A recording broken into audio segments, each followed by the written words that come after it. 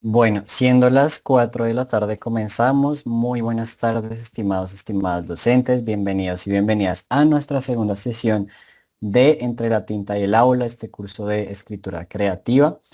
Primero, por favor, me confirman por el chat si están viendo la pantalla, si me están escuchando bien, si todo está marchando según el plan. Por favor, me confirman.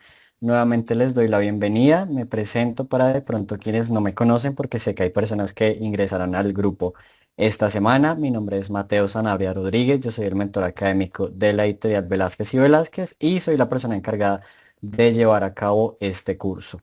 Desde la parte administrativa también nos acompaña David Calixto, los dos vamos a estar colaborando aquí, trabajando juntos en el pro del curso. Aquí Adriana me responde que se está viendo la pantalla. Gracias Adriana, bienvenida. Viviana Mora, bienvenida. Joana, Andrea Carolina, Natalia, Nadia, Jefferson, bienvenidos todos ustedes. Espero que se encuentren muy bien. Espero que estén listos para esta sesión con toda su creatividad. Vamos a dar 4 minutos para que las personas lleguen y ya comenzamos en forma con la temática de nuestra sesión. Esos 4 minutos, me gustaría preguntarles si revisaron el documento que les envié el viernes, este que contiene el paso a paso de Rincón de Lectura, si lo revisaron, si tienen algunas dudas. Recuerden que en este documento está el paso a paso de cómo participar, las características, lo que se va a evaluar. Recuerden que vamos a evaluar la creatividad, los materiales y lo más importante, que sea un espacio en el que nuestros estudiantes tengan para socializar sus escritos. Esa es la característica fundamental del rincón de lectura que vamos a elaborar, ¿sí? Que sea un espacio más allá de leer, más allá de encontrar libros de otros autores, que encontremos textos u obras de nuestros estudiantes. La semana pasada vimos algunas técnicas de detonantes de la escritura, ¿cierto? Vimos el binomio fantástico, vimos dos verdades y una mentira, vimos el incidente incitador. Así que esos ejercicios, la idea es que ustedes los pongan en práctica con sus estudiantes y asimismo los expongan en el rincón de lectura. Pueden trabajar con los materiales que dispongan, cartulinas, papel iris, incluso hojas blancas y pueden intervenirlas de alguna u otra manera. Entonces, aprovechen para preguntar si tienen dudas, si tienen inquietudes. Recuerden que tenemos dos categorías para participar, la categoría de preescolar y primaria y la categoría de bachillerato. Vamos a tener un ganador por cada categoría y el premio va a ser el plan lector del próximo año de manera gratuita. Ustedes lo seleccionan con un curso, ojalá el curso con el que hicieron este proyecto de Rincón de Lectura. Y asimismo nosotros hacemos el proceso de evaluación, no importa si no son de Bogotá, nosotros vamos a disponer de un enlace en el cual ustedes puedan subir el video y hacer efectiva su participación. Entonces, reitero, aprovechen si tienen dudas, comentarios respecto a esto. Es una gran oportunidad que debemos aprovechar para que nuestros estudiantes tengan, tengan pues su plan lector de manera gratuita. Nosotros les enviamos a ustedes nuestro catálogo, nuestro portafolio en caso de que no sean usuarios y lo revisen y así tomen la decisión de qué libro quieren escoger. Entonces, pues por lo visto no hay dudas, pero yo sí los invito a leer el documento, a animarse a participar. Trabajemos hace 8 días cuando les expliqué el proyecto, trabajemos con los materiales que tengamos y sobre todo pensemos en eso, en que sea un espacio muy enriquecedor para nuestros estudiantes en el cual se sientan reconocidos, se sientan validados. ¿Listo? Recuerden también que solamente hacemos una sesión a la semana. Lo que pasa es que esa sesión tenemos dos horarios, o los martes o los jueves. Por lo tanto, ustedes se pueden conectar cualquiera de los días y va a ser la misma sesión. ¿Listo? Debemos tener al menos 4 sesiones para recibir nuestro respectivo certificado. Desde luego, sabemos que de pronto una persona asiste a las 4 primeras sesiones y la idea es que igual a las dos que faltan, asista de todos modos. ¿Sí?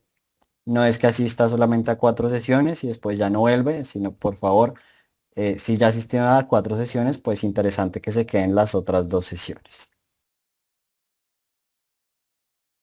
Preguntas, dudas, inquietudes.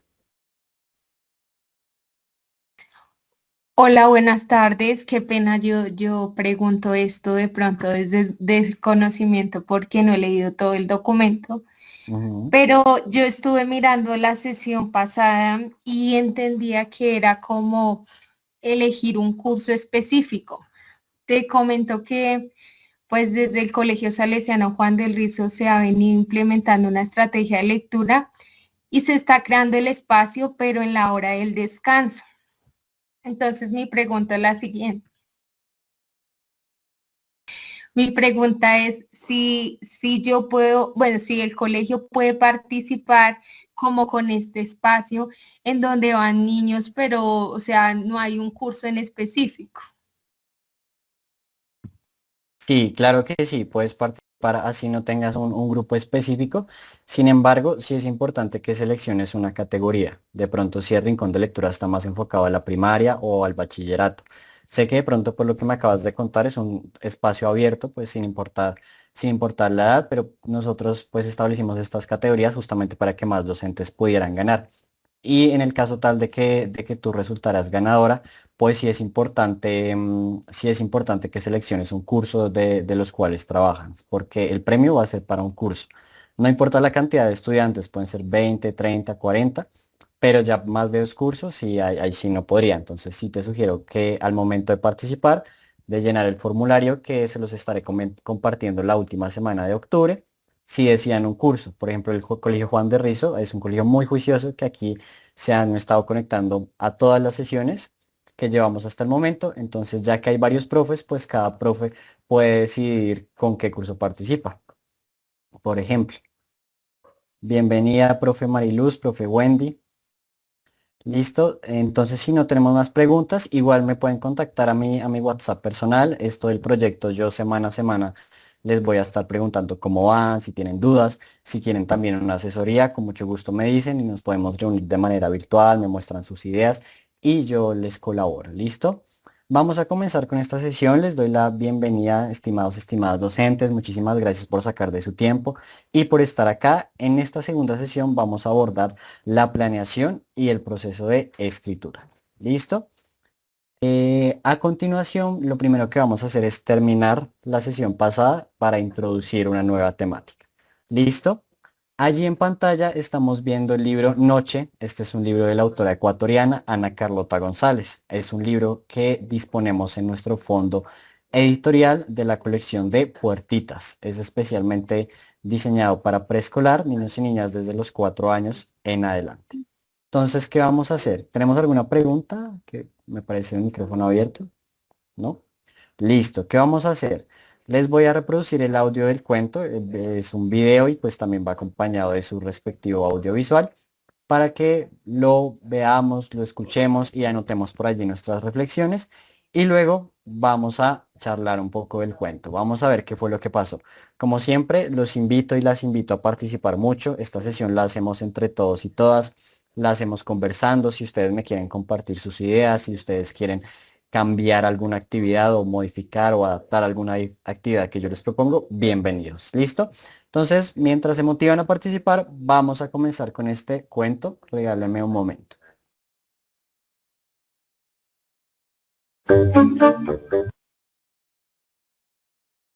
Listo. Ah, ya se está viendo la pantalla del cuento, ¿cierto? Sí, señor. Gracias, profe Claudia Patricia. Entonces, lo vamos a escuchar detenidamente.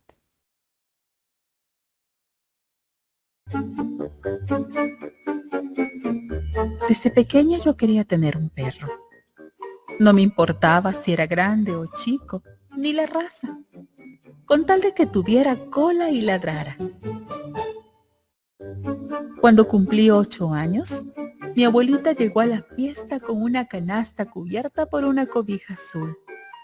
De dentro salía un sonido que parecía el maullido de un gato. Le tuvimos que rogar un poco, no mucho. La abuelita tenía tantas ganas de darme mi regalo como yo de recibirlo, y no pudo esperar a que apagara las velas. Esta es la sorpresa del siglo, advirtió. Levanta la cobija. El corazón me latía muy fuerte. El animal que estaba en la canasta no era un gato. Tenía el pelo negro, las orejas largas y una colita que no paraba de mover. Se acomodó entre mis brazos, pero era tan pequeño que cabía en mi bolsillo. «Es el mejor regalo que he recibido en mi vida», exclamé. Decidimos ponerle Noche, porque tenía el pelo brillante, suave y negro, como una noche sin estrellas. Al principio, Noche dormía en un cajón en la cocina, pero no le gustaba estar sola y lloraba. Le pusimos un reloj en su cama para que pensara que era el corazón de su mamá. Pero Noche no era ninguna tonta y no se lo creyó. Mi hermano y yo le enseñamos todas las cosas importantes: a no morder las zapatillas de papá, a no subirse a la mesa de la cocina y a no ensuciarse dentro de la casa. Sebastián y yo tomábamos turnos para bañarla, para sacarla a pasear y para que tuviera siempre comida y agua limpia. Un día, la abuelita despertó con los ojos hinchados y enrojecidos. Se puso compresas de agua fría, pero sus ojos seguían hinchados. Al día siguiente, mientras almorzábamos, estornudó. ¡Ah! ¡Chis! Mamá le preparó agüita de jengibre. La abuelita la tomó y dijo que estaba muy rica, pero no se sintió mejor. ¡Ah! ¡Ah! ¡Ah! ¡Achis! ¡Achis! 2 días después, la abuelita seguía con los ojos hinchados, estornudaba y encima empezó a toser. ¡Ah! ¡Achis! ¡Ah! ¡Achis! Entonces, mamá la llevó al doctor. Regresaron con las caras tristes. El médico había dicho que la abuelita tenía alergia a los perros. El pelo de Noche hacía que los ojos se le hincharan. La alergia le hacía toser y estornudar. Entonces, mamá nos llamó a todos a la cocina.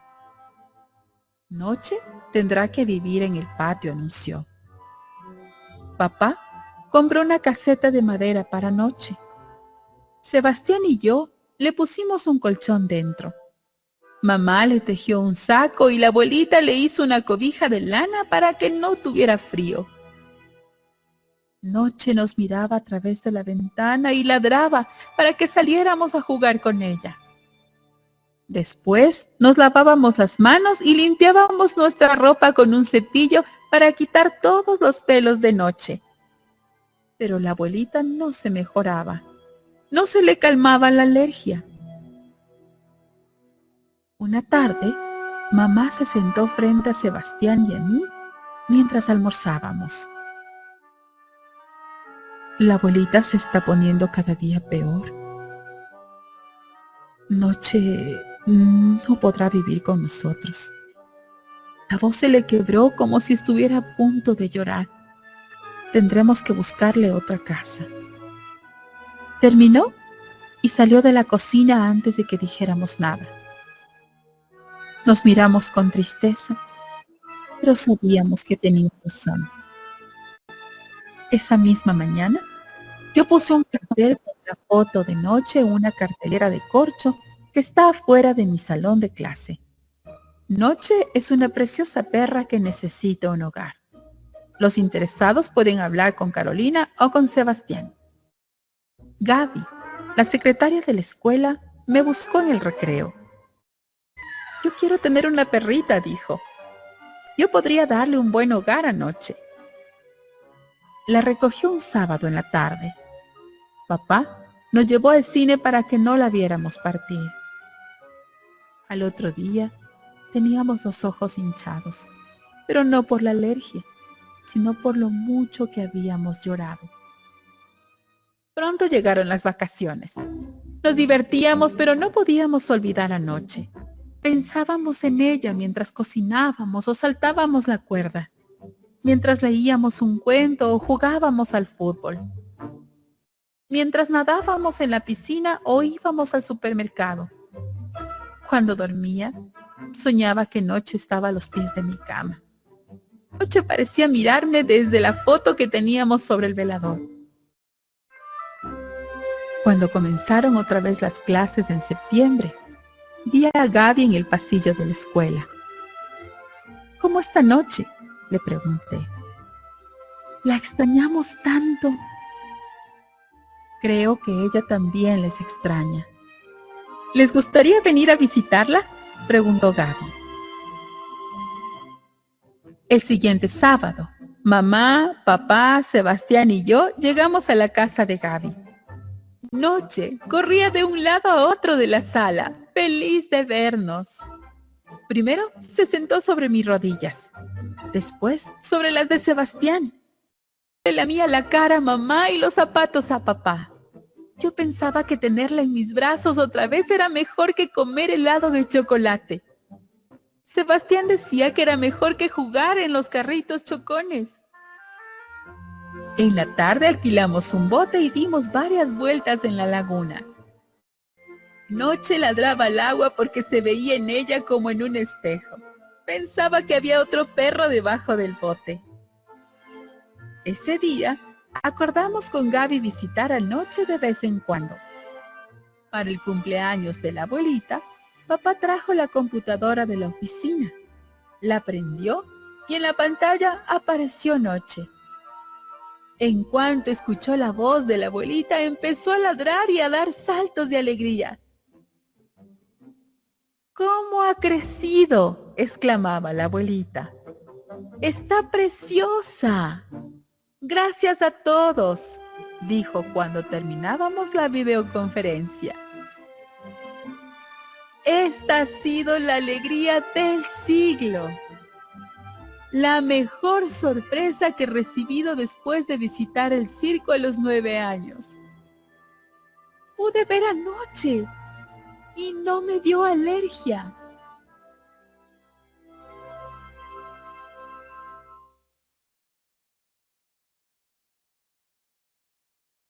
Bueno, ya con eso se termina nuestro cuento. Si quieren allí por el chat me pueden ir compartiendo qué tal les pareció, sus primeras impresiones a partir de él. Norma nos pregunta el nombre del cuento. Este cuento se llama Noche, es de la autora Ana Carlota González. ¿Listo? Por favor, compártame sus opiniones, su sentir. Mientras cambio de pestaña. Compartir esta pestaña. Listo. Listo, entonces, ¿tienen alguna pregunta, algún comentario que quieran compartir a partir de la lectura? Ahí ya se está viendo la pantalla en Canva, ¿cierto? Bueno, a Norma nos dice, hermoso, muchas gracias. Muchas gracias a ti, Norma, por prestar atención, por seguir la lectura, por escuchar el audio. ¿Qué más? Al menos 2 profes que nos cuenten qué tal les pareció la lectura, qué tal les pareció la narración, las imágenes. De pronto, si alguno o alguna de ustedes se sintió identificado. Dale, profe Adriana, te escuchamos.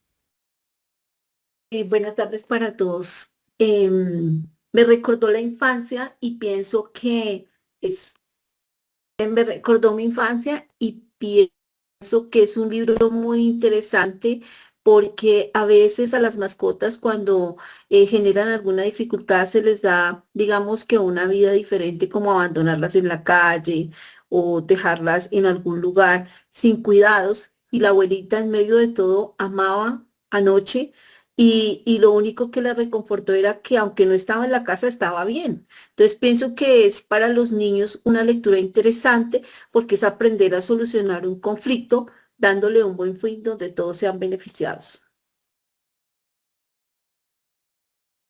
Muchas gracias, profe Adriana. Efectivamente, este cuento pues se caracteriza por esa lección infantil de la recursividad también. Luz Adriana dice bastante interesante y Carlos Alberto nos dice muy emotivo y se encuentra de una u otra forma con los recuerdos desde la cotidianidad. Exacto, muchísimas gracias, profes. Como siempre los motivo mucho a participar. Aquí la idea no es que yo hable toda la sesión, sino poderlos escuchar también. Y este texto yo se los presenté para que terminemos la temática de la sesión pasada y al mismo tiempo introduzcamos una nueva. ¿Listo? La semana pasada hablamos sobre la importancia de la vinculación emocional con nuestros estudiantes y la literatura. Realmente cuando ellos y ellas encuentran ese vínculo, ese punto de encuentro, se van a disfrutar el proceso de lectura muchísimo más. Y este cuento de noche es una prueba de ello. Este cuento, digamos que es aparentemente, como lo dice el profe Carlos Alberto, cotidiano. Vemos que no es una situación extraordinaria. Seguro a muchas familias les ha pasado que no pueden tener mascotas por cuestiones de alergia o incluso que han tenido que dejar a sus mascotas en otro lado por una mudanza, tal vez por cualquier circunstancia. Eso suele pasar. Pero lo que hace el cuento es que lo transforma por medio de las emociones. Vemos que la voz de Carolina, que es la niña, está muy presente. Entonces, aquí mi invitación nuevamente es a que encontremos nosotros como docentes ese punto de encuentro con nuestros estudiantes. ¿Cuál es ese vínculo? ¿Qué es lo que a ellos los motiva, los llama? Y a partir de allí, creemos un nuevo texto. Justamente ustedes están viendo la diapositiva, ¿cierto? Que dice, ¿cómo transformar la anécdota en un escrito literario? La anécdota es un recurso muy valioso. Yo creo que todos acá nos divertimos muchísimo cuando estamos con un amigo, una amiga y nos está contando alguna experiencia. Seguro es muy divertido y muy enriquecedor. Pero ¿cómo hacemos para que nuestros estudiantes o incluso nosotros mismos transformemos esa anécdota en un escrito literario? Primera recomendación, que la realidad no te limite. Saca provecho de la ficción, incluso si aquello implica un desafío para ti. Sí, no nos enfrasquemos en la idea con que tenemos que plasmar la realidad tal cual ocurrió, describir a los personajes como los conocemos y de pronto nos vagamos de la creatividad, sino que la realidad no nos limite. ¿Listo? Animémonos a hacer ficciones. Segundo, liberémonos de prejuicios y no tengamos miedo de la hoja en blanco ni de la responsabilidad de escribir una obra maestra. A veces nos pasa a nosotros, les pasa a los y las estudiantes, que uno tiene un bagaje literario muy grande y sobre todo aquí en Colombia tenemos grandes escritores y escritoras, Gabriel García Márquez, Pilar Quintana, Mary Yolanda Sánchez, Marvel Moreno. Es una tradición literaria muy fuerte y a veces tenemos miedo porque decimos, bueno, lo que yo voy a escribir realmente le va a aportar o no va a aportar. ¿Sí? Entonces, librémonos de esos prejuicios, porque si pensamos de esa manera, no vamos a escribir nada. Si bien la historia es particular, debe buscarse algo que lo conecte con el público general. En este caso, como digo, está la parte de las emociones, la voz de Carolina está muy presente. Aquí Erika nos pregunta, ¿pero cómo enfrentar esa hoja en blanco? A mí me encanta escribir, de hecho, estudié para eso, pero hay días donde me cuesta mucho iniciar. Comparto ese sentir contigo, Erika. Realmente hay muchas maneras. Yo te podría decir las que me han funcionado y las que me han funcionado tanto como escritor o como aspirante a escritor, como como docente de aula. Algunas las vimos en la sesión pasada, creo que tú pudiste estar en nuestra sesión pasada que hablamos mucho de los detonantes. Entonces los detonantes son estos ejercicios que son breves, como el binomio fantástico, como dos verdades y una mentira, como llevar un diario de creación, que pueden llegar a servir. Ese es uno. Y lo otro que yo te recomiendo es un poco lo que acabo de decir, liberemos de prejuicios. A veces uno está muy acostumbrado a pensar racionalmente, ya que tiene que salir un escrito perfecto, pero inicialmente permite que la escritura fluya, lo que te venga a la cabeza, no importa si no tiene gramática, ortografía, no importa si no tiene coherencia, cohesión. La escritura inicialmente es un proceso de sentir, donde tú sientes que debes escribir. Hazlo, hazlo, porque si te quedas pensando, probablemente no vayas a escribir nada. La corrección, la edición es algo que sucede luego. Y como tercera recomendación ahí que se me ocurre, busca la historia que quieres contar. Realmente todos y todas cargamos historias familiares, algo que vimos con un amor, con un amigo, y de pronto lo tenemos acá y cuando lo exteriorizamos es porque lo queremos contar. ¿Sí? Erika también nos dice, es que pasé de mucha creatividad en cuestión de historias a solo poder escribir pensamientos y emociones. Es que de allí parten, y lo vimos en el ejercicio del binomio fantástico, como dos renglones se puede volver un texto literario. Inicialmente no te preocupes por la calidad, por la cantidad, está muy bien eso de escribir pensamientos o emociones. Déjalo fluir, permite que salga todo. De hecho, hoy vamos a ver un texto así. Y ya después enseguida viene la corrección, la gramática, si quieres compartirlo con personas que tú consideres de confianza, ahí sí viene como todo el trabajo que yo llamo la tonería y pintura, que realmente el término correcto es edición. Em, Porque no está mal, no está mal iniciar escribiendo pensamientos y emociones. Y última recomendación, buscar qué hace que la historia sea diversa, qué hace que una anécdota particular se convierta en algo general, por las emociones, por los personajes, por las frases, cómo hago que mi lector, mi lectora se sienta identificado. ¿Listo? Esas serían mis recomendaciones de cómo transformar una anécdota en un escrito literario. Bien, y la actividad ya se las dejé la semana pasada y ahora sí les doy la bienvenida a la sesión 2.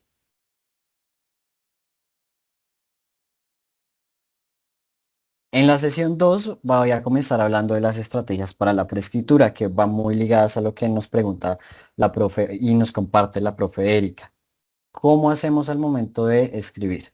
Inicialmente hay un momento previo que puede caracterizarse por la lluvia de ideas, que sirve para propiciar ambientes colaborativos en el aula. Se suele creer que la escritura y que la literatura es una labor solitaria y puede que en ciertos casos, en determinados momentos sea cierto, pero la realidad es que no, la realidad es que cuando uno está escribiendo, vienen a la mente otros escritores, escritoras, viene a la mente la familia, los personajes, uno en realidad está conviviendo con muchos seres, así no sean seres tangibles, al momento de escribir. Y cuando ya, por ejemplo, cuando hace un libro, que lo vamos a ver en la sesión número 4, pues vamos a ver que en el proceso en que sale un libro intervienen muchas manos, porque también es un proceso creativo la edición. Así que la lluvia de ideas es fundamental para propiciar eso, espacios de lectura, de retroalimentación colectiva. Sí, inicialmente no nos preocupemos por la calidad de esas ideas, sino por que salga algo, que fluya. Segundo, esquemas. Cada uno, cada estudiante, cada escritor, escritora, pues tiene sus propias metodologías, ¿cierto? En mi caso, yo una vez sí hice un esquema porque estaba escribiendo una novela bastante extensa y tuve que hacer un esquema de línea del tiempo, un paso a paso, tuve que hacer una descripción de los personajes, pero de pronto si ustedes o sus estudiantes son más visuales, les va a servir mucho el mapa mental, ¿cierto? Solamente tener las ideas principales y secundarias. Diarios de escritura libre, como le mencionaba ahorita la profe Erika.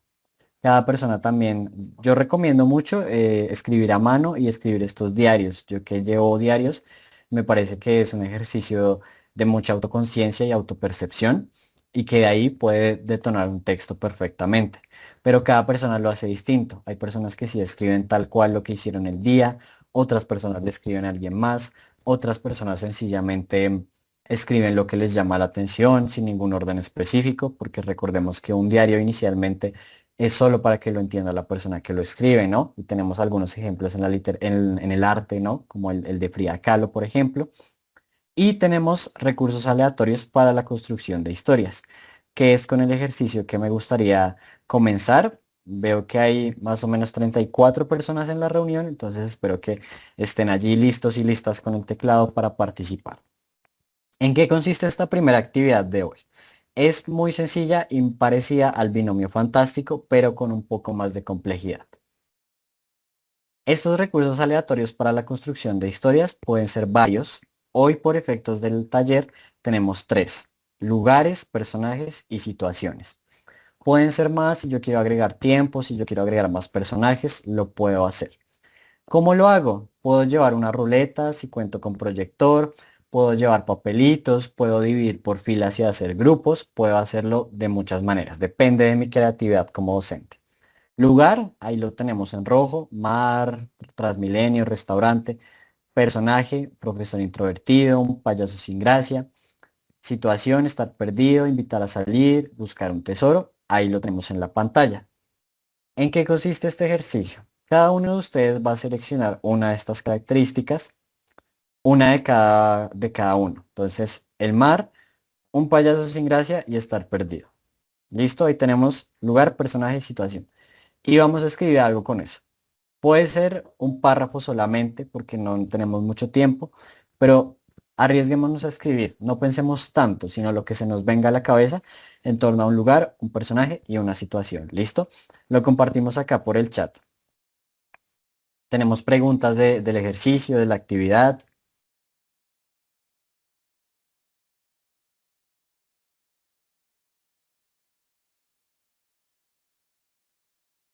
Ahí lo estamos viendo en pantalla. ¿No hay preguntas? Listo.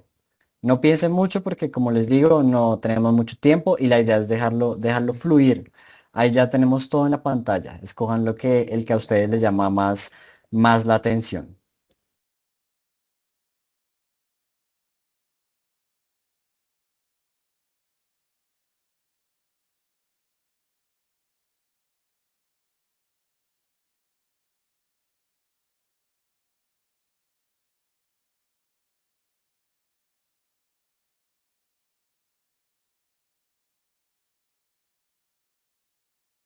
Listo, anímense a participar para los docentes que de pronto no les ha quedado claro. La idea es seleccionar una de cada característica y escribir algo con base en ello. Puede ser algo muy cortico y debe ser algo cortico porque no tenemos tiempo.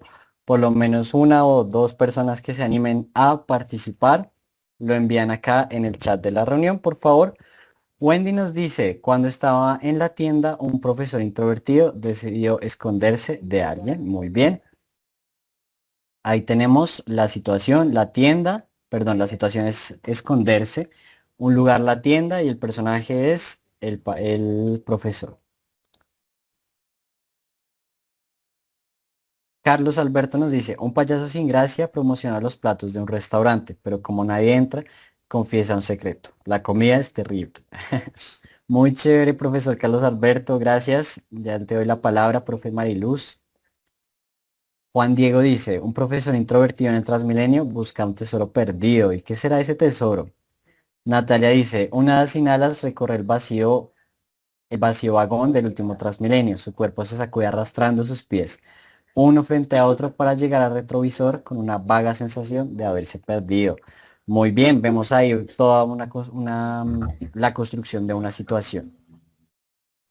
Joana dice, había una vez una sin alas que buscaba un tesoro en el bosque. Erika dice, un día a la orilla del mar se encontraba una hada en problemas. Ya estaba poniéndose el sol. Ella se sentía perdida, debía cruzar hasta la bahía en busca de su familia y no sabía nada. Ese puede ser el inicio de una obra, ¿cierto? Listo, ya leo más comentarios. Dale, profe Mariluz, te escuchamos. Gracias, buenas tardes. Entra a la tienda una anciana que sabe usar muy bien la tecnología. De pronto aparece un señor muy perdido y se acerca a ella y ella con su genialidad busca en Google Maps y la ubica en una super aplicación muy rápido. Bien, profe Mariluz, gracias por socializar y por animarte a leer. Bienvenidos los otros profes si también quieren leer en voz alta. Este es el espacio perfecto para eso. Y ahí vemos que la profe usa mucho el recurso de esta anciana que sabe de tecnología, por supuesto. Gracias, profe, de verdad lo aprecio mucho. Luz Adriana también participó. En el mar cierto día apareció una hermosa hada sin alas buscando un tesoro. Tania dice, en el bosque existe una hada sin alas que tiene miedo y siempre se esconde de alguien que ve en su imaginación. Entonces será un miedo imaginario. Gracias, profe Tania. Entonces, este ejercicio de pie, dale, profe Adriana, dale. En una ciudad muy lejana, una anciana que era muy tranquila y pasiva decidió tomar Transmilenio para viajar y darse un recorrido por lugares recónditos que no conocía. Cuando de repente un joven se sienta a su lado y se queda observando lo que tiene el último iPhone y que maneja esta tecnología mejor que él en su celular Apple. Gracias, profe Adriana. Vemos una muy buena construcción de personajes, también tiene recursos contemporáneos, ¿no? Menciones contemporáneas. Gracias, profe Adriana. ¿Quién más? Edith Kaika también participó. Gianna Dinora también dice, es que el profesor introvertido decidió confesar un secreto absurdo. Odiaba la poesía. Ay, Dios mío, eso es un pecado. Lo hizo enviando un mensaje de texto tembloroso mientras viajaba apretujado en el Transmilenio lleno de gente, sí. Gracias, profe Yana. Wendy también participa. Gracias, Wendy. Jamie Joana también. Jamie Joana también dice, un día una anciana mientras intentaba esconderse de alguien descubrió que ya no estaba en la Tierra, sino en otro planeta, un muy buen giro. Allí todos los humanos trabajaban como esclavos de los alienígenas. La anciana con calma sacó su celular y comenzó a recordar las casas en las que había vivido. Pensó que, aunque siempre había vivido en arriendo, prefería mil veces la tierra, su verdadero hogar. Exacto, no hay lugar como el hogar. Gracias, profe Jamie y Joana, por ese cuento tan completo. Gracias a todos los que participaron. No alcancé a leer algunos. Gracias, profe Daniela, Paola, que también participas. Muchísimas gracias, no alcanzo a leer más por el tiempo, pero como siempre invitados, invitadas a subir sus trabajos en nuestra carpeta de Drive. Ustedes la encuentran en la descripción del grupo de WhatsApp, ahí la encuentran. Y si suben los trabajos, yo con mucho gusto les hago retroalimentación. Claudia también acaba de participar, gracias Claudia. Entonces veamos como un ejercicio aparentemente sencillo, pues puede detonar la creatividad. Algunos de ustedes escribieron microcuentos, otros puede ser un inicio de un cuento, ¿cierto? Eso ya depende de su creatividad y de la creatividad de los docentes. Ejercicios como este pueden llevarse al aula y el objetivo de este curso es que lo lleven al aula, lo adapten, y miren de qué manera lo aplicamos con nuestros estudiantes, ¿cierto? Y esos trabajos pues los montemos en el rincón de lectura que estamos elaborando. ¿Listo? Práctica, ya practicamos. Y ahora vamos a hablar de los recursos básicos de la escritura. ¿Listo? En la escritura intervienen varios recursos y esto es una teoría mucho más extensa. Sin embargo, yo los voy a simplificar por efectos de la reunión, ¿no? Sabemos que este es un curso que está enfocado en la creación literaria para docentes. De pronto sí tocamos técnicas de teoría literaria, de recursos, pero la idea no es explayarnos tanto, sino compartir más sobre los ejercicios. Por eso les voy a compartir el narrador o la voz poética en caso de la poesía, los personajes, el tiempo y el espacio. Vamos a comenzar con el narrador o en la voz poética. Aquí yo les voy a comenzar a dar varias actividades para que ustedes implementen en el aula. Si ya han hecho algunas de ellas, pueden contarnos cómo les ha ido. Si las van a hacer, pueden contarnos de qué manera les gustaría adaptarlas. ¿Listo? Con el narrador se puede jugar muchísimo. A veces nos olvidamos de que el narrador también es un personaje y que los narradores neutros no existen. El narrador, a pesar de que en algunos casos esté externo a los hechos que van sucediendo, pues siempre va a estar construido como un personaje y es fundamental porque es a través de quien vamos a conocer la historia. Como mencioné aquí, no me voy a explicar, no me voy a explayar en narrador dietético, diegético, perdón, extradiegético, narrador personaje, narrador testigo. Eso es tema de pronto para otro curso. Si no, les voy a recomendar ejercicios que ustedes pueden aprovechar con sus estudiantes en torno a la narración. El primero de ellos, juego de cambio de perspectiva. Como mencioné, la construcción de un narrador es bastante extensa porque es crear un personaje y sobre todo cómo habla ese personaje, de qué manera articula las palabras, de qué raza es un humano, es un animal, cómo hablaría un animal, eso también lo vamos a ver en un texto más adelante, cómo hablaría un animal. Así que podemos propiciar estos ejercicios de cambio de perspectiva con nuestros estudiantes. Por ejemplo, primero están narrando un personaje y luego en el mismo cuento ponemos a que narre otro. Eso es un desafío muy interesante porque los estamos desafiando a que creen un nuevo personaje, ¿sí? O a que si quieren cuenten la misma situación, pero desde dos perspectivas, desde dos personajes. ¿Cómo sería eso?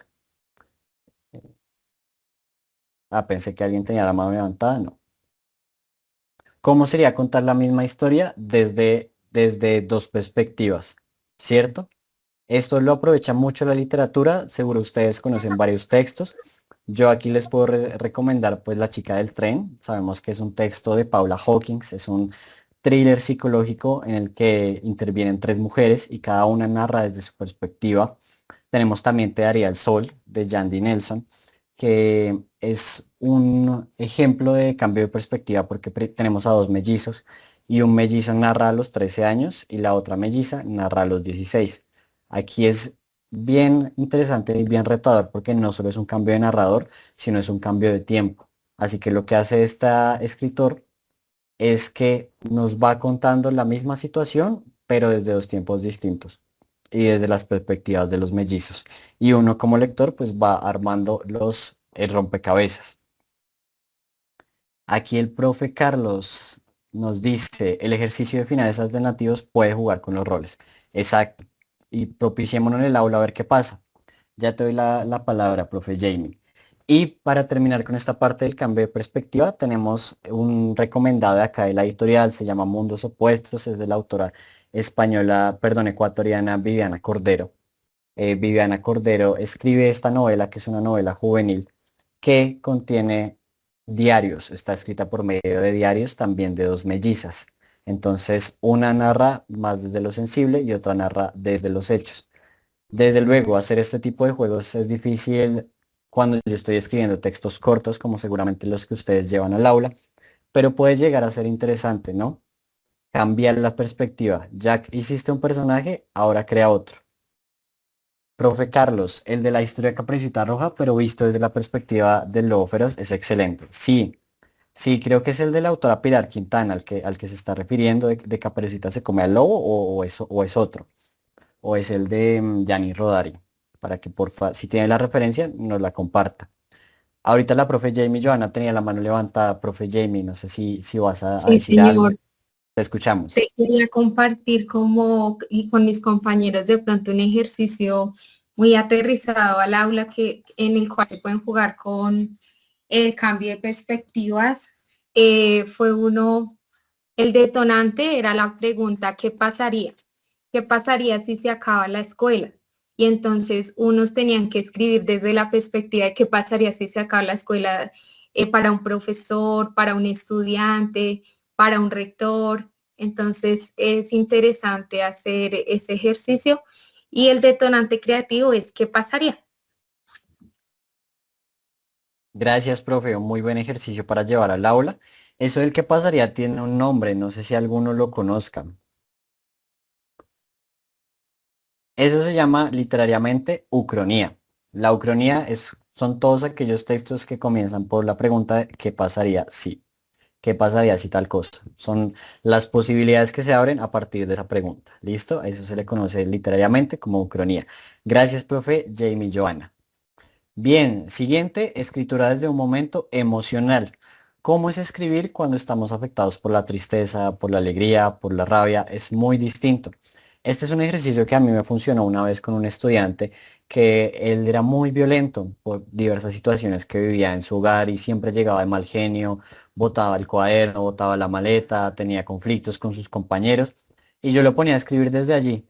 Escribe lo que sientes. Como le decía la profe Erika, inicialmente no nos preocupemos por la ortografía, por la gramática, sino dejemos fluir.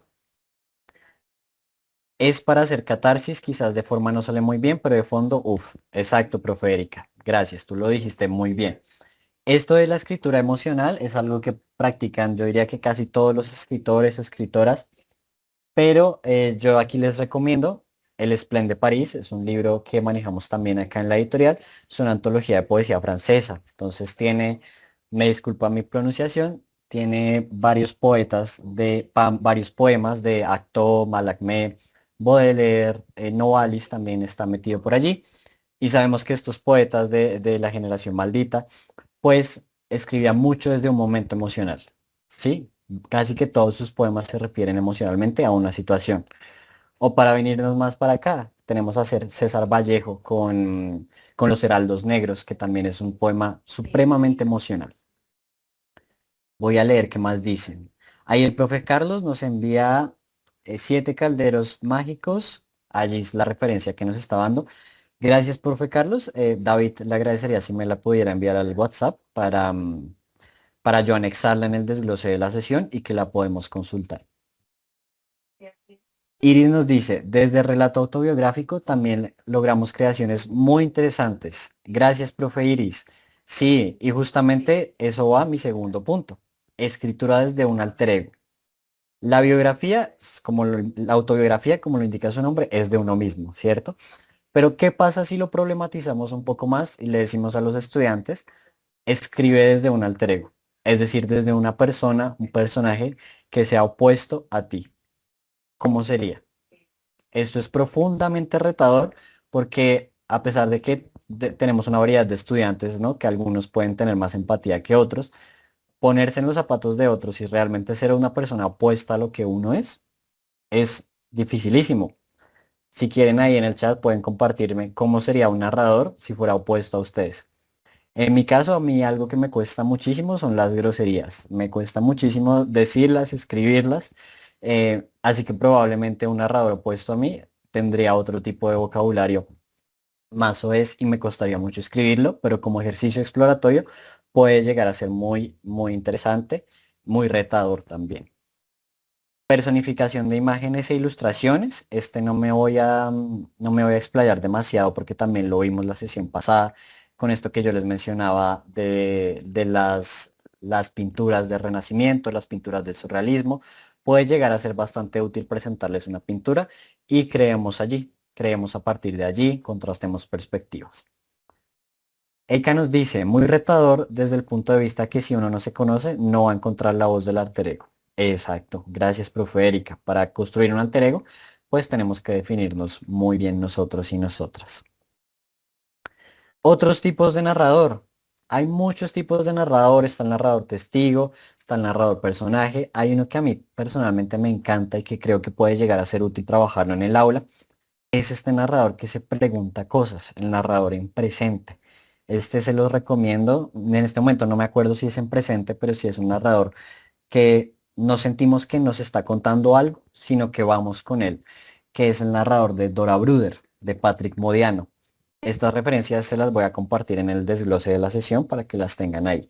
Resulta que el narrador de Dora Bruder es un investigador que justamente está en este proceso de seguirle la pista a Dora Bruder.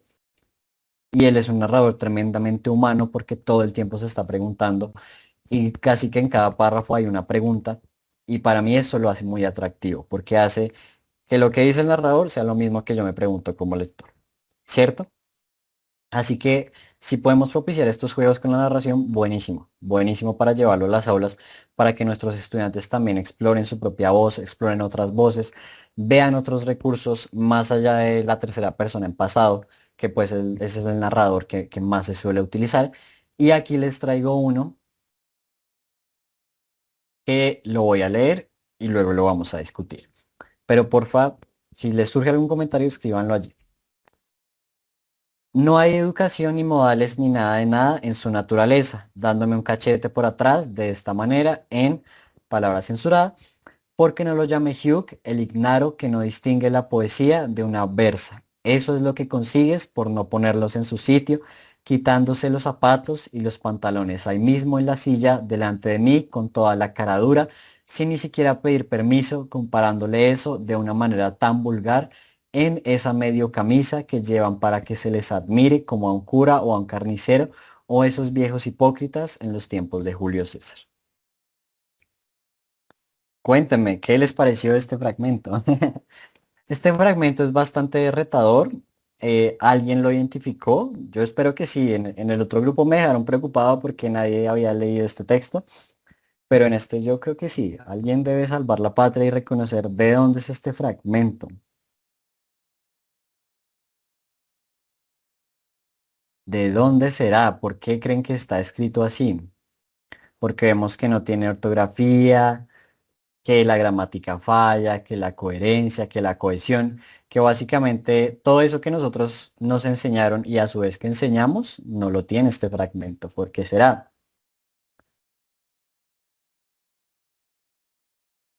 Bueno, mientras vamos pensando, porque se quedaron impactados del fragmento, yo les voy contando que este fragmento corresponde al Ulises, el libro del Ulises de James Joyce, que estoy seguro de que lo deben haber escuchado.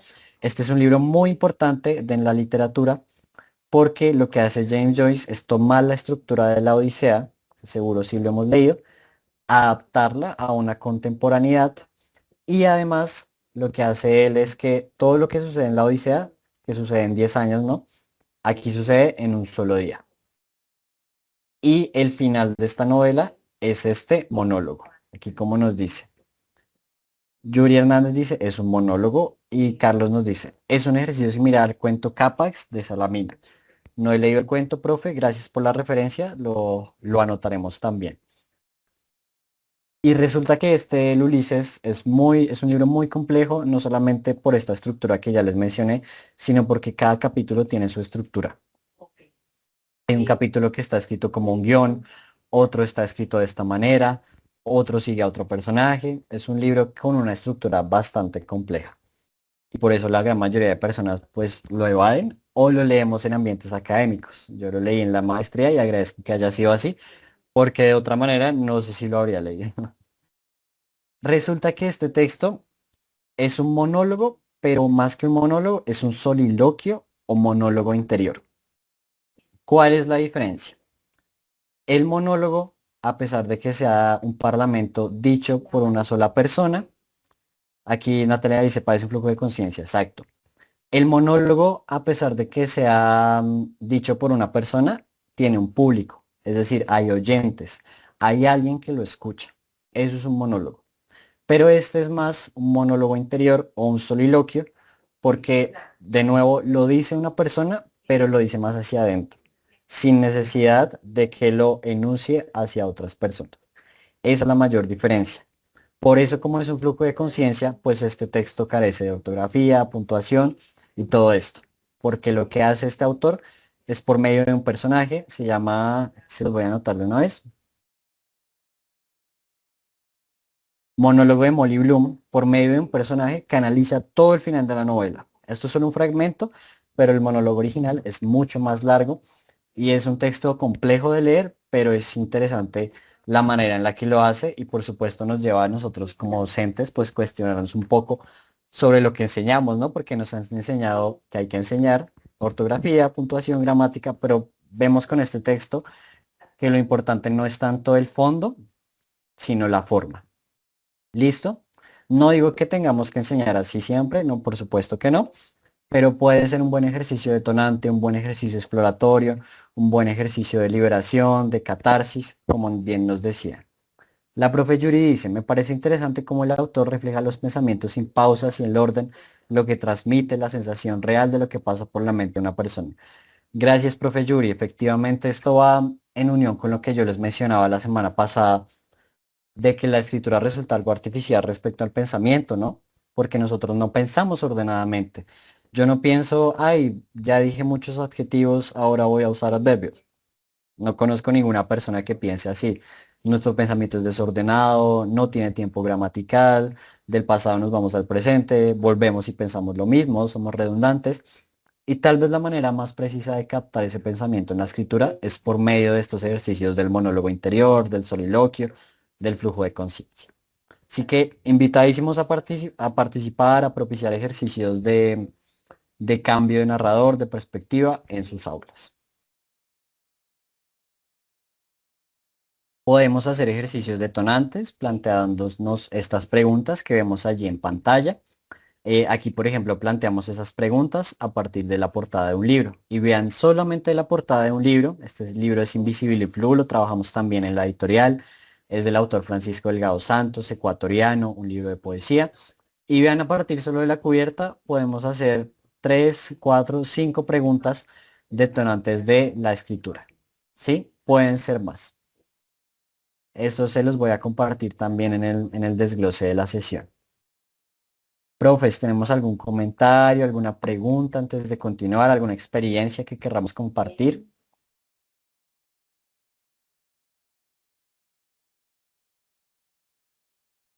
Pues eso que Super se acaba de decir de que no es tan importante, digamos, como los, los sustantivos, los adjetivos, porque no pensamos ordenadamente.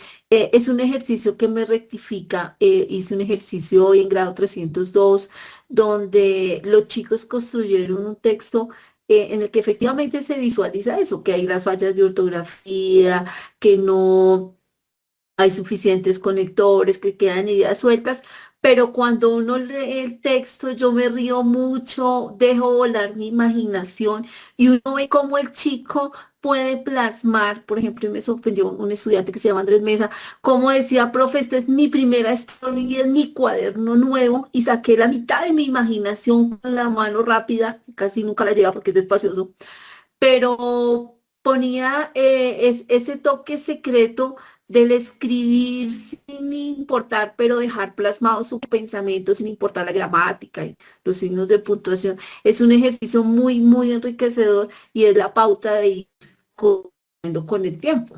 Más más gramaticalmente, pero el ejercicio sí es muy bueno. Gracias, profe Adriana, por compartirnos tu experiencia. Se nota que eres una profe muy apasionada y exacto. Yo creo que hay que tener en cuenta también qué tipo de texto estamos escribiendo. Si es un texto literario, nos podemos dar varias licencias. Más adelante también vamos a ver ejemplos de textos que juegan con la puntuación. Pero claro, desde luego, si es un texto más académico, por ejemplo, aquí seguro hay profes que trabajan en colegios del IB, que el IB pues les exige escribir ensayos a sus estudiantes, tienen que escribir un ensayo comparativo y un ensayo literario a final de año. Entonces, claro, si estamos trabajando con ese tipo de textos de ensayo, pues seguramente sí será pertinente socializar puntuación, ortografía, gramática, todo esto. Y en general creo que es importante enseñar puntuación, pero sí creo que no es lo más importante cuando hablamos de literatura y que hay que dejar fluir.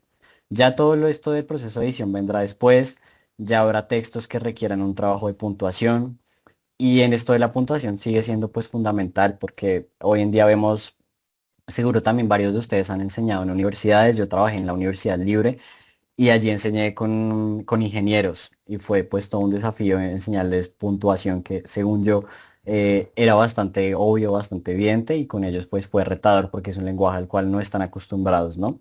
Entonces esto de la puntuación lo podemos seguir conversando, creo que es un tema bien interesante. Cuando enseñamos puntuación, cuando no, cuando priorizamos el fondo, cuando priorizamos la forma, podemos hablarlo en la conversación. Gracias, profe, de nuevo, profe Adriana.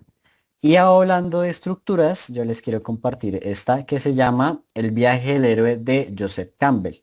De pronto también la conocen, se estudia bastante en la teoría literaria. Resulta que Joseph Campbell era un estadounidense que era muy dotado lingüísticamente, muy disciplinado. Les cuento que habló varios idiomas, habló además de su lengua materna, el inglés, alemán, francés, nada menos y nada más que latín y japonés. Eso no más. Y a él le interesaba mucho investigar sobre los mitos, le interesaba mucho la mitología de las culturas. Y precisamente investigando esas mitologías se dio cuenta de que habían patrones, es decir, habían repeticiones, situaciones que eran similares, por no decir idénticas. Y a partir de ese descubrimiento, a partir de esas investigaciones, él crea algo que se llama el monomito. ¿Qué es el monomito? El mito de el origen, el mito del viaje del héroe. Es una estructura que, si nos damos cuenta, una vez la identificamos, es una estructura que se repite mucho en el cine, en las películas e incluso también en la literatura. Aquí la profe Erika nos dice escribir guiones cinematográficos de 12 pasos. Sí, exactamente. Eso es, pero no solo para guiones. Si tú te pones a pensar, también aplica para la literatura y también aplica para las series de televisión. Sí, desde luego, esta teoría del monomito también tiene mucha polémica. Hay autores que han tratado de reevaluarla, de conversar con ella, porque lo que dicen es que Joseph Campbell simplificaba mucho la cultura de otros países y que pues es imposible hacer una estructura que abarque todas las culturas, ¿no? Esa es una polémica que podemos dejar ahí para la conversación. Pero lo interesante, a lo que a nosotros nos interesa es ver cómo esa estructura se puede aplicar a la literatura y se puede aplicar en el aula.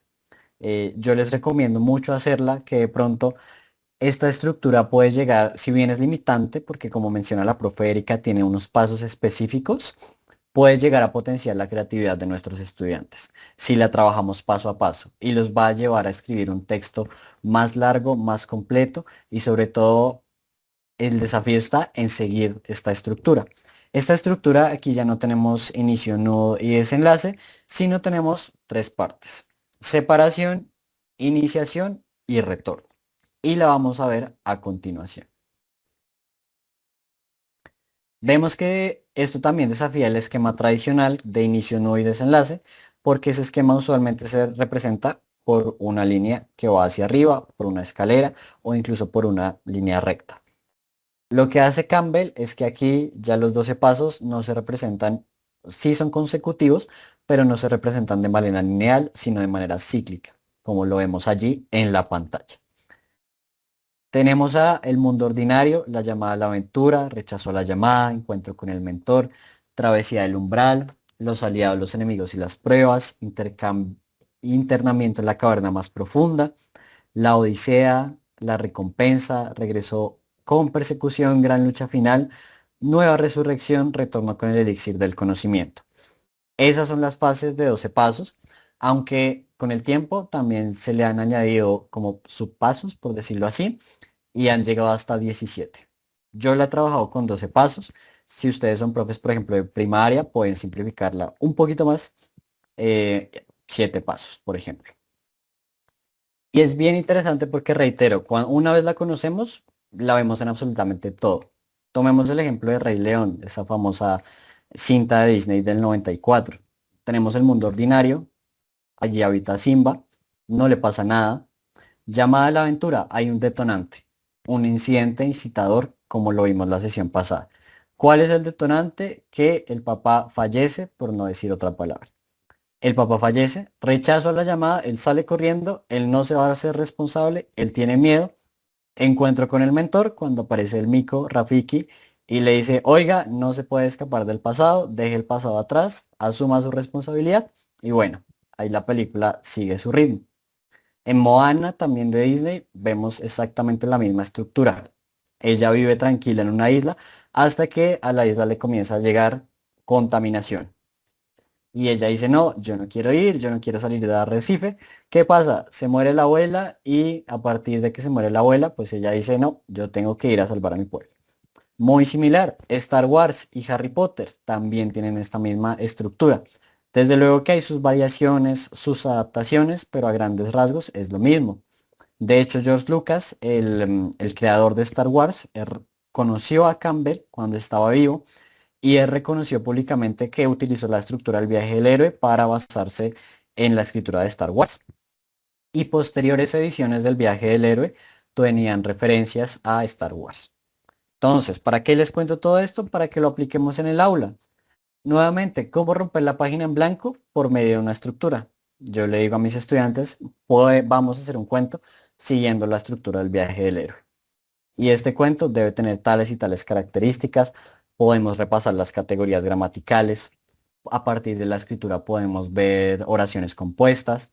A partir de la escritura podemos ver semiótica y pragmática. Podemos ver significante y significado. Depende como yo como docente lo quiera adoptar.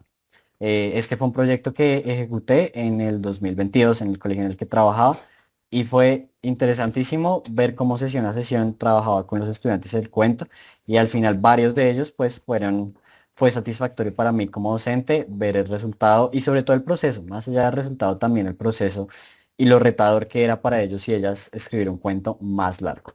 Así que ahí les dejo esta estructura, puede llegar a funcionarles y reitero, si lo aplican en el aula, y lo presentan en su rincón de lectura cuando acabe este proceso, pues fabuloso. Me van contando cómo les va. Bien, ¿tenemos alguna pregunta, algún comentario que también quisiéramos compartir para escucharnos?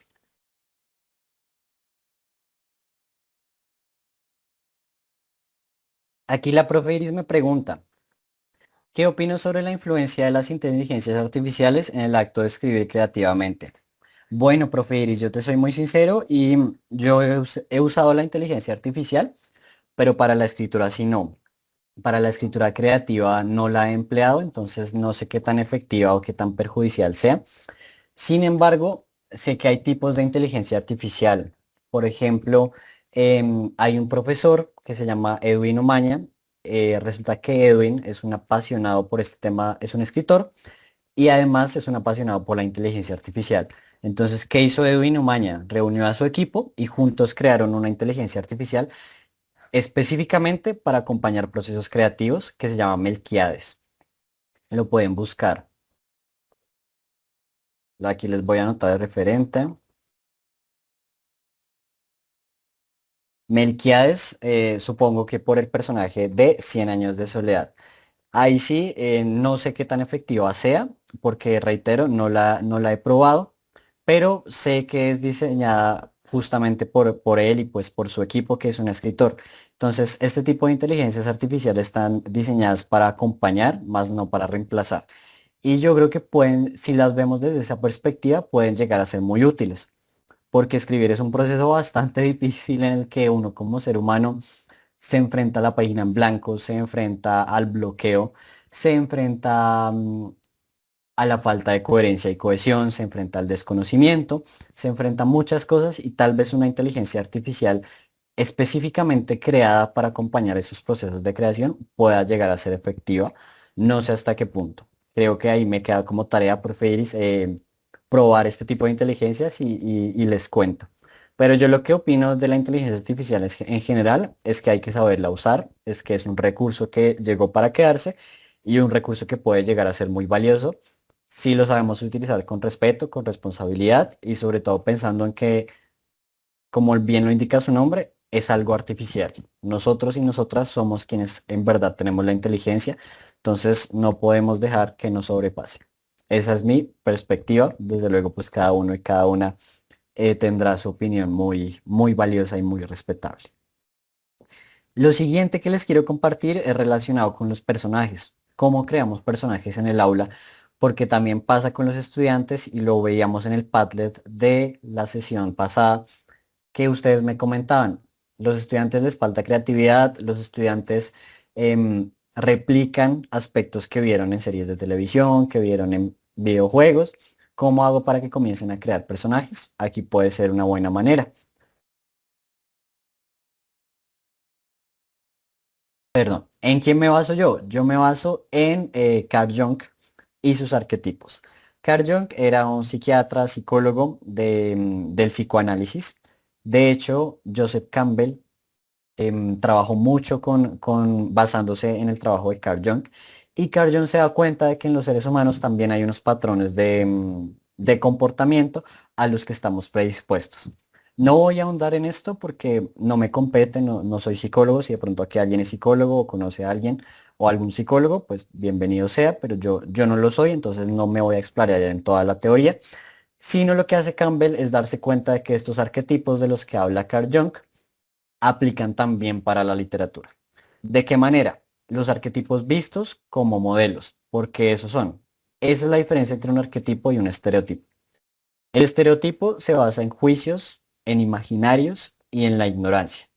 Mientras que el arquetipo, si bien también es una estructura que se repite, el arquetipo es una estructura moldeable. Es decir, que yo puedo plasmar, que yo puedo modificar y adaptar, por más de que sea una estructura. Aquí son 12, yo les voy a presentar únicamente 6, que puede llegar a ser muy interesante para nuestros estudiantes, para nosotros mismos, preguntarnos quiénes son estos personajes en nuestro colegio, ¿sí? En nuestra vida, ¿quién será que es? Ahorita los voy a invitar a que lo escriban, ojalá me acompañen con el ejercicio. Personajes basados en la realidad. Una vez yo tuve un profe que se llamó Eduardo, se llama porque todavía está vivo, acaba de publicar su nueva novela con Seix Barral que se llama Quieto. Eduardo Talora. Y Eduardo Talora Marulanda me dijo algo que me cambió mucho la vida. Y él me dijo, hay que escribir sobre lo que uno sabe. Y es cierto, veamos que a nosotros nos rodean muchísimas personas, cada una con sus gustos, con sus rarezas, con sus peculiaridades. ¿Por qué no volver esas personas personajes? ¿Por qué no encontrar la manera de adaptarlas o de ficcionalizarlas en un escrito, en una poesía, en un ensayo?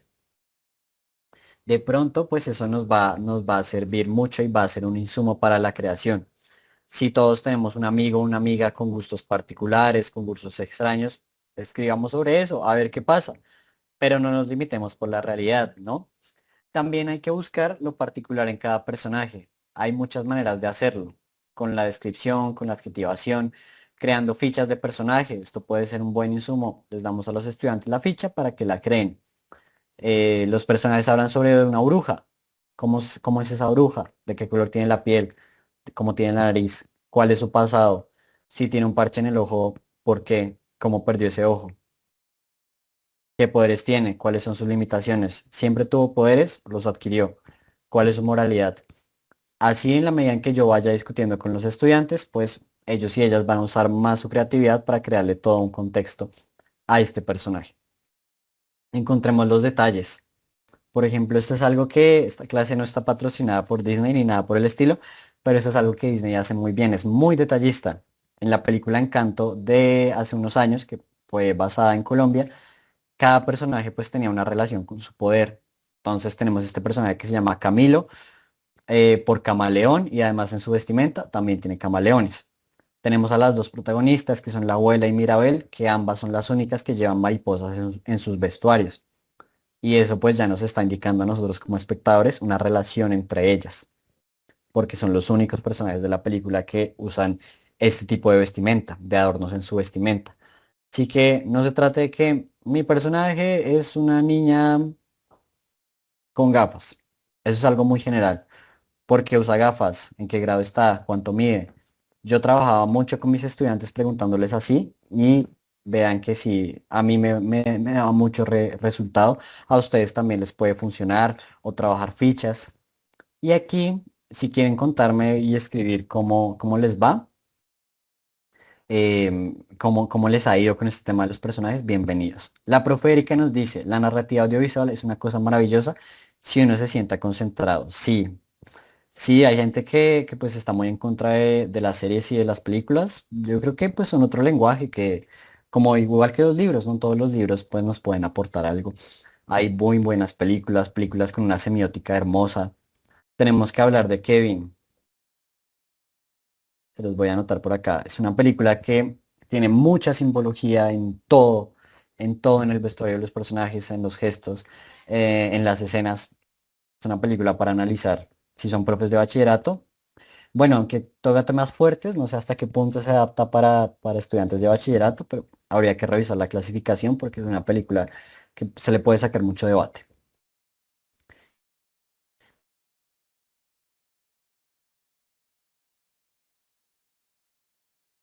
Erika nos dice, igual que la literatura, por eso a mí no me disgustan las adaptaciones ni para un lado ni para el otro, porque cada director y escritor tiene su visión en la cabeza.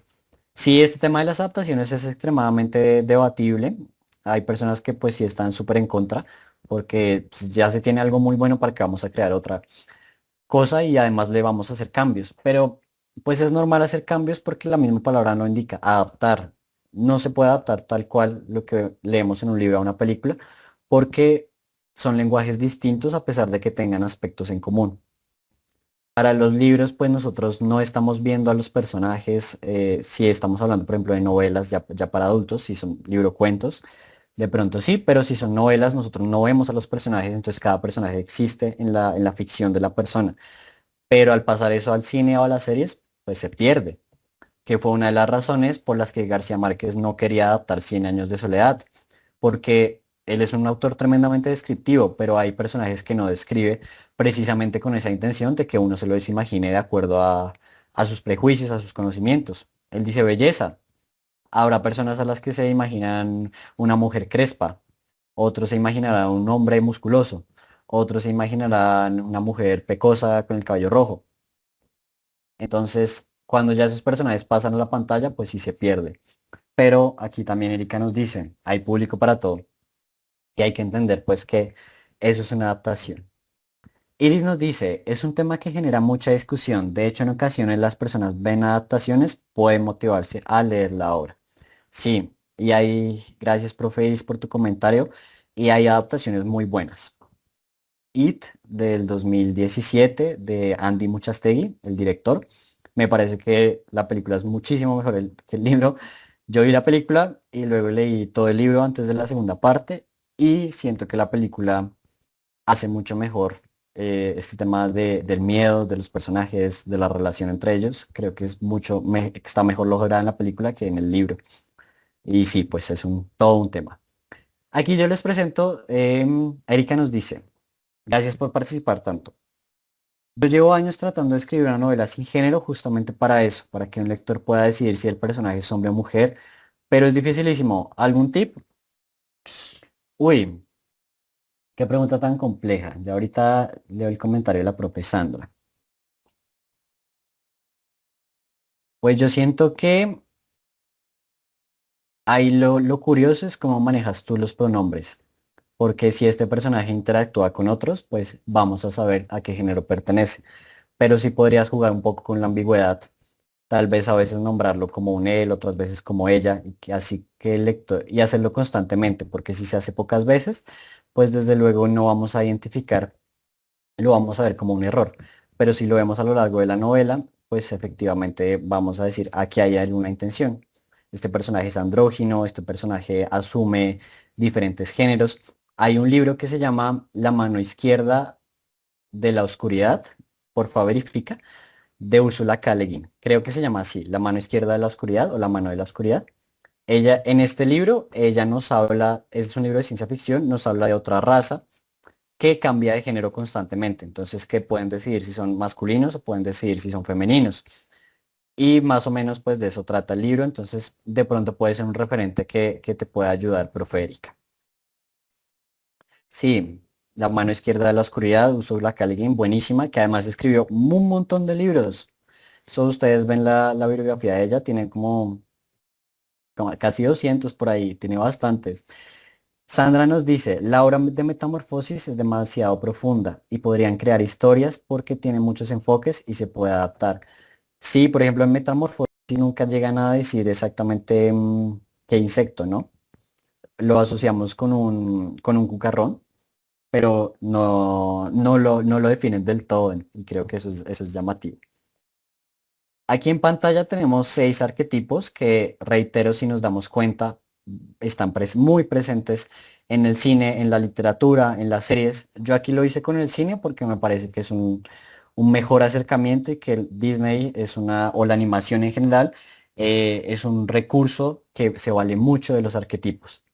El héroe o heroína, pues protagonistas, ¿no? La sombra vendría siendo esa figura que se antepone al protagonista. El mentor o mentora, usualmente un señor mayor, una señora mayor, o una figura de poder que acompaña a nuestro protagonista, que lo ayuda a salir de donde está. El embaucador es este amigo, esta amiga que cumple la función de acompañar también al protagonista, pero tiene una función narrativa. Es decir, no solamente está para acompañar, sino hace algo dentro de la historia. Ayuda mucho a este protagonista. El guardián del umbral, podríamos decir que es un villano menor que custodia algo o alguien. Y la femme fatal, que es un arquetipo que, digamos, desdobla todo lo que tradicionalmente identificamos como el género femenino. Ahí están los arquetipos. Podemos preguntarnos quiénes son los arquetipos en nuestra vida. Nosotros vendríamos siendo los héroes o heroínas, desde luego, porque es nuestra vida, es nuestra historia. La sombra, ahí, si quieren colocarme cómo sería el de ustedes, bienvenidos. Yo les cuento que mi sombra vendrían siendo las deudas. Creo que las deudas son lo que a veces me impide avanzar. Mentor, mentora, pues tengo varios, empezando por mi propia familia, mis docentes también que me han acompañado, las personas que de una u otra forma me inspiran, no necesariamente personas mayores, sino en general mis compañeros, mis amistades pueden llegar a ser mentores en determinado momento. El embaucador, pues algún amigo que me haga reír. ¿Quién sería el guardián del umbral? Eso sí no lo tengo claro. Que Erika se ríe, sí. En mi caso las sombras serían las deudas. En el caso de ustedes, ¿qué es? ¿Qué es eso? Puede ser una persona, puede ser un concepto abstracto que los bloquea, que los obstaculiza. Autosabotaje, sí, puede ser algo de pronto interior, desconfianza, inseguridad. ¿Qué es eso que nos impide? Entonces, este ejercicio puede resultar útil a la hora de socializar personajes con nuestros estudiantes. ¿Quiénes son estos arquetipos en tu vida, en tu colegio? Ojalá en la sombra nadie responda a los profesores, sino respondan otra cosa. La femme fatal. Uy, en este momento en mi vida no hay una femme fatal, pero puede llegar a verla, no lo sé. En la vida de nuestros estudiantes, ¿quién sería? ¿Quién sería el guardián del umbral? El mentor, ojalá fuéramos los docentes, ¿no? Muy interesante, pues como siempre, todos estos conceptos relacionarnos con la vida de ellos. Interesante, fundamental, pues para que ellos generen ese gusto por la literatura. Bien, ya casi se me estaba acabando el tiempo y David no me acordó de enviarles el listado de asistencia. Entonces, por favor, David, enviar el listado de asistencia, que no se me olvide, para que por favor pues lo llenen. Marcamos la sesión 2 de hoy, 25 de septiembre. Marcamos la sesión 2. Recuerden que deben estar conectados al menos una hora de cada sesión para lograr certificarse. No sé, David está como distraído, no sé si le fue en internet, para que por favor envíe el listado de asistencia. Ahí lo envió. Gracias, David. Muy atento como siempre. Entonces, por favor, docentes, llénenlo. Escriban sus nombres completos y apellidos. Verifiquen que el correo electrónico esté bien escrito. Verifiquen que el número de celular también está bien escrito, porque si nos hemos encontrado casos en los que ha sido difícil contactarlos porque los datos no están correctos.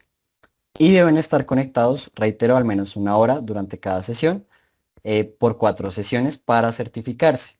Em, ¿Qué más les cuento? Pues la idea es que a pesar de que el martes me preguntaron que si era necesario asistir a las otras sesiones, y por supuesto, la idea es que asistan a las 6 sesiones. Si no sabemos que a veces pasa algún trancón en Bogotá, algún problema laboral, económico, personal, afectivo, nos impide llegar una semana. Entonces por eso nosotros certificamos con 4. Pero la idea es que no es que logren las 4 sesiones y ya las que faltan no asistan, sino pues que asistan a las 6. Listo, por favor lo vamos llenando y mientras escuchamos a la profe Sandra que nos tiene una pregunta. Dale, profe, te escuchamos. Sí, tengo dos preguntas.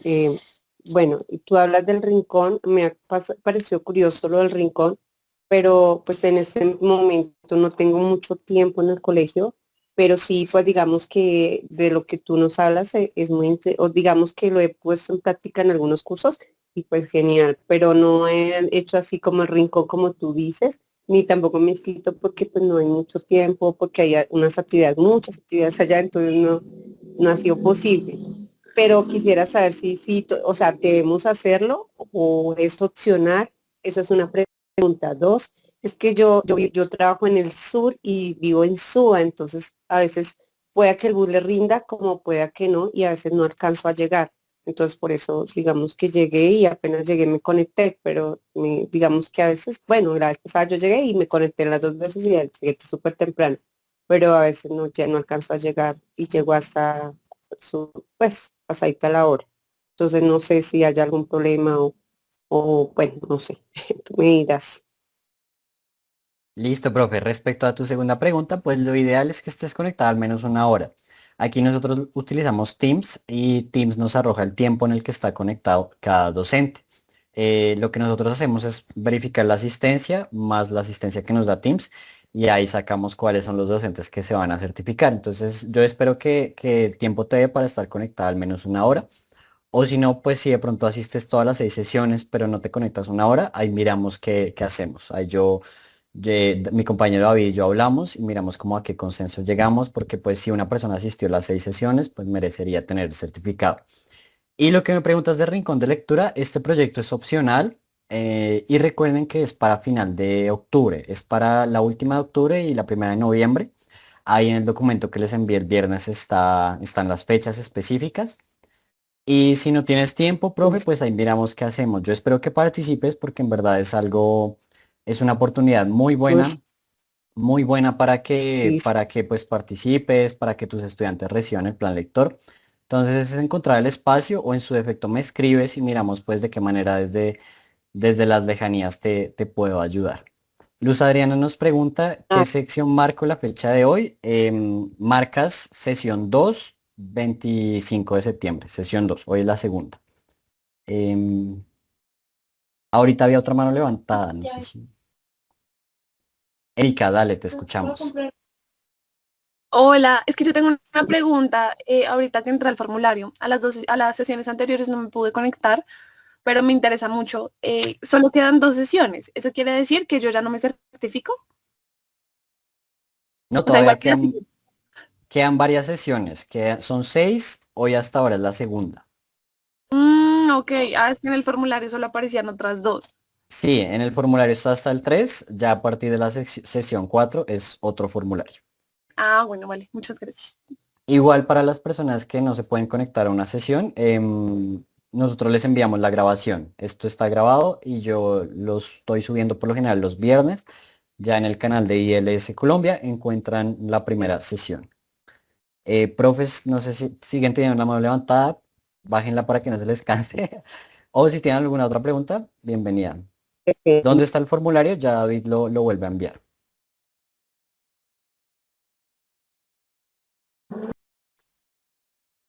Listo, nos quedan 6 minutos, entonces voy a ir un poquito más rápido. Ahí David volvió a enviar el formulario. Porfa, importantísimo que lo llenen. Hace 8 días tuvimos más personas conectadas de las que llenaron el formulario, entonces importante que eso no ocurra. El tiempo. ¿Qué podemos hacer para trabajar en el aula?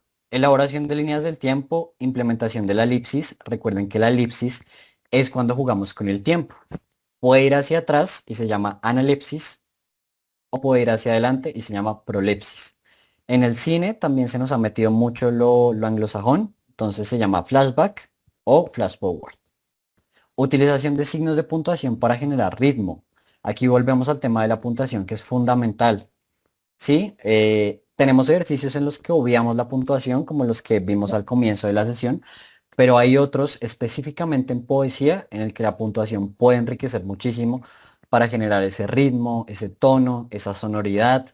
Tenemos, por ejemplo, una poeta colombiana contemporánea que se llama Liliana Moreno Muñoz. Ella tiene un poemario que se llama Salto y este poemario juega un montón con la puntuación y también con la forma del poema. Entonces hay varios, como lo indica el título del poemario, hay varios saltos, hay varias páginas en blanco, hay páginas que solo tienen un verso. Todo eso es jugar con la materialidad, ¿no? Em, y tenemos el espacio. El espacio, cuando trabajamos el espacio con nuestros estudiantes, podemos propiciar recorridos sensoriales y paisajes sonoros. Los paisajes sonoros son una técnica que que creó, que propició Murray Schafer. Murray Schafer es un músico, fue un músico canadiense, también fue un educador, un pedagogo, y él decía que podemos construir espacios no solamente a partir de las imágenes, sino a partir de los sonidos. Por ejemplo, si yo hago el sonido de un pájaro, ya me estoy remitiendo a un lugar donde hay árboles. Si yo comienzo a hacer sonido del viento, si yo comienzo a hacer sonido de las vacas, entonces ya ahí me estoy situando en una granja. Eso es lo que hacía Murray Schafer. Como los espacios también se construyen con sonidos, no solamente con imágenes y con descripciones, como de pronto estamos acostumbrados.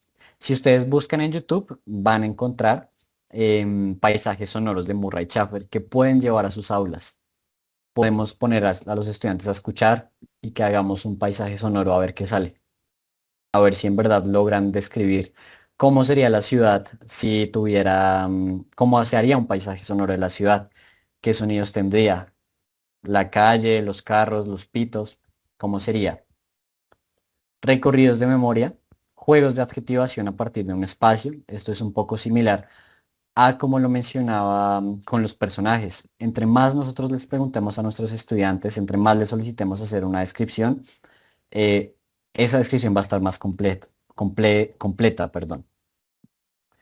Ellos están describiendo un bosque. Yo puedo preguntarle qué tipo de bosque. ¿Es un bosque de invierno, de verano? ¿Tiene árboles? ¿Tiene hongos? ¿Es un bosque bajo el mar? ¿Tiene animales? ¿Es un bosque extraterrestre? Entre más preguntas yo le haga y más objetivos utilicen, pues va a ser más enriquecedor para ellos y para ellas porque ya van a hacer una imagen más completa. Contraste de interiores y exteriores también, muy importante generar esas sensaciones en la escritura, como yo describo un interior y como yo describo un interior. Volvemos de pronto al tema de los sonidos, ¿sí? Y bueno, ya por tiempo, justamente hablando del tiempo, nos quedan 2 minutos, no alcanzamos a leer, pero yo les voy a dejar una tarea que mañana les voy a compartir el enlace por el correo, perdón, por el grupo de WhatsApp. Mañana por el grupo de WhatsApp les voy a compartir primero el desglose de esta sesión, segundo el proyecto para los profes que se unieron esta semana y no lo han leído, tercero este texto y cuarto la grabación de esta sesión que yo espero hacerla mañana mismo. Como tarea, sí les voy a solicitar que leamos este cuento, se llama Continuidad de los Parques, es del escritor argentino Julio Cortázar, uno de mis grandes motivadores de la escritura. De hecho, por este texto fue parte de lo que yo me decidí a estudiar literatura. Entonces, por favor, lo vamos a leer, son 2 páginas solamente, y vamos a hablar, lo primero que vamos a hacer la próxima sesión es hablar sobre el tiempo y el espacio a partir de este cuento. Vamos a ver cómo nos va.